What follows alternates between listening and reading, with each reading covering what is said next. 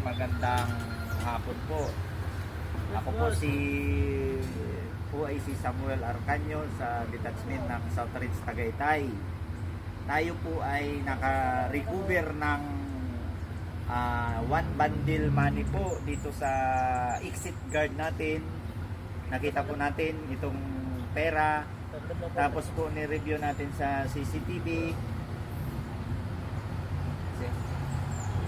Ni-review natin sa CCTV natin, guys.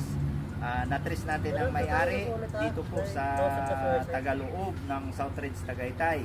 Ito po, guys, ang pera ay binilang natin is 40,100 po. Kailangan po natin isauli natin sa may-ari.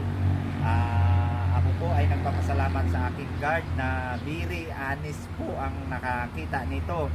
Kaya mabuhay po kayo ang ating mga guard dito sa South Ridge Tagaytay dahil hindi po sila nasilaw sa pera. Maraming salamat po. Pa-share po ng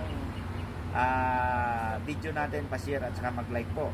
Worth of 40,000 isauli po natin sa may-ari. Maraming salamat po, guys. Good afternoon. Mabuhay po kayo hanggang gusto.